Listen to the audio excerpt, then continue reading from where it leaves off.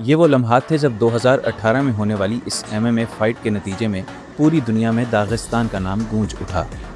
داغستان جو کبھی ایک انڈر ڈیولپڈ اور کنزرویٹو ملک کے طور پر جانا جاتا تھا، آج خبیب نرماگومیڈوو اور دیگر فائٹرز کی وجہ سے پوری دنیا میں کامبیٹ سپورٹس کا پاور ہاؤس بن چکا ہے۔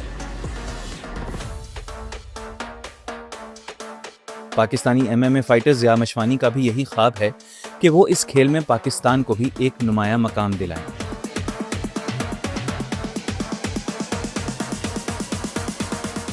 ہمارے آج کے بعد جتنے بھی آئے ہوئے لڑکے ہیں وہ سب کو رشیا کو، داغستان کو، ان کو ایز اے مارشل آرٹ جانتے ہیں، فائٹرز ان کے جانتے ہیں، ان کے چیمپئن کو جانا چاہتے ہیں، اور سیم کام ہم بھی کر سکتے ہیں۔ ہمارے پاس کیا چیز نہیں ہے، ہمارے پاس ٹیلنٹ ہے۔ آپ نارتھ ایریا KPK بلوچستان، آپ کسی بھی شہر کی طرف چلے جائیں، گاؤں میں چلے جائیں، وہاں پہ ہر جو بھی پتھر اٹھائیں گے وہ بچہ ریڈی ہے جنگ کے لیے۔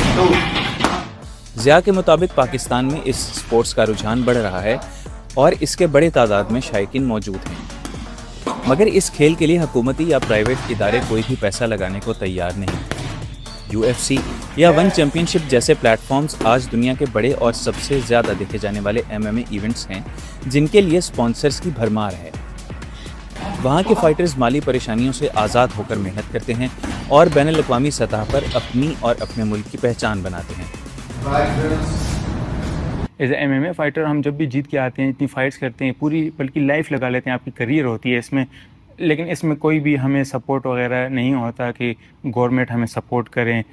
وہی آپ کے انکل، چاچا، ماموں وہی سپورٹ کرتے ہیں ان سے ہی، یا کچھ کزن وغیرہ دوست ہو گئے تو وہی پیسے اکٹھے کر کے ہمیں پروفیشنل فائٹس کے لیے اور کیمپ کے لیے سپورٹ کرتے ہیں۔ گورنمنٹ کی طرف سے ہمیں کوئی بھی سپورٹ نہیں مل رہا ہوتا ہے، لیکن اس کے باوجود پھر بھی ہمارے اتنے ٹیلنٹڈ لڑکے ہیں کہ وہ ورلڈ کمپٹیشن تک خود ہی سب ایک دوسرے کو ٹریننگ کروا کے، PT ٹریننگ کروا کے، مختلف جم میں کام کر کے، اور بھی کسی ریسٹورنٹ میں کام کرتے، تندور کے اوپر کام کرتے، منڈیوں میں کام کر کے، مختلف کام کر کے وہ یہاں تک پھر بھی ورلڈ کلاس ایتھلیٹ تک کے ساتھ کمپٹیشن کے لیے آئے ہوئے ہوتے ہیں۔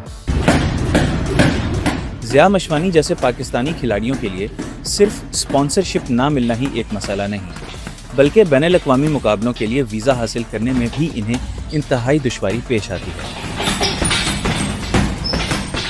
یہ ابھی میری لاسٹ ٹائم جو فائٹ ہوئی تھی انڈین کے ساتھ اگست میں، تو اس کے بعد میری فائٹ تھی قازقستان میں۔ یہ انڈیا کے ساتھ اتنی بڑی فائٹ ہوئی تھی پاکستان میں، اور اس کے بعد میرے قازقستان میں جب فائٹ تھی انڈیا کے اگینسٹ، تو اس کے لیے مجھے ویزا کی پرابلم ہو رہی تھی، ویزا مل نہیں رہا تھا۔ 1 منتھ ودن لگا تھا ہمیں ویزا پروسیس کرتے کرتے، کبھی موفا بھاگنا، کبھی ایڈمنسٹریٹو آفس بھاگنا۔ تو اس کے بعد جب مجھے ویزا ملا تو اس میں صرف 24 آور رہتے تھے فائٹ میں، جو میں ٹریول کر نہیں سکتا تھا، فلائی کر نہیں سکتا تھا۔ پاکستان میں یہ صرف کامبیٹ سپورٹس کی ہی کہانی نہیں، کرکٹ سے ہٹ کر ہر کھیل یہاں نظر انداز کیا جاتا رہا ہے۔ لیکن ریپیٹڈلی آپ جو ہے نا دوسرے ملکوں کی کرکٹ کی ریلز اور جو ہے نا ان کی ہائی لائٹس دکھاتے آ رہے ہیں۔ اگر یہی چیزیں آپ انہی شوز کی جگہ Pakistani mix martial art athletes کی فائٹس اگر ریپیٹڈلی چلاتے آئے اور دماغ کے بچوں کے دماغ میں یا پاکستانی عوام کے دماغ میں یہ چیز ہیمر کر دیں کہ we also have such world class elite athletes, تو obviously the sport will grow heaps and bounds۔ Zia Mashwani کے مطابق جس طرح MMA نے داغستان کا امیج چند سالوں میں بدل کر رکھ دیا ہے، اسی طرح پاکستان بھی اس کھیل میں عالمی سطح پر اپنی جگہ بنا سکتا ہے۔ کھیلوں اور کھلاڑیوں کے لیے مناسب ماحول، انتظامات اور سہولیات کی عدم دستیابی کے سبب نہ جانے پاکستان کے کتنے ہی محمد علی، مائک ٹائسن یا خبیب نرماگومیڈوو حالات اور سپانسرز کی کمی کے ملبے تلے دب گئے، مگر ضیاء پر امید ہیں کہ وہ اس سپورٹس کے لیے ایک لیگیسی پیدا کریں گے۔ محمد انیق زاہد، DW اردو، اسلام آباد، پاکستان۔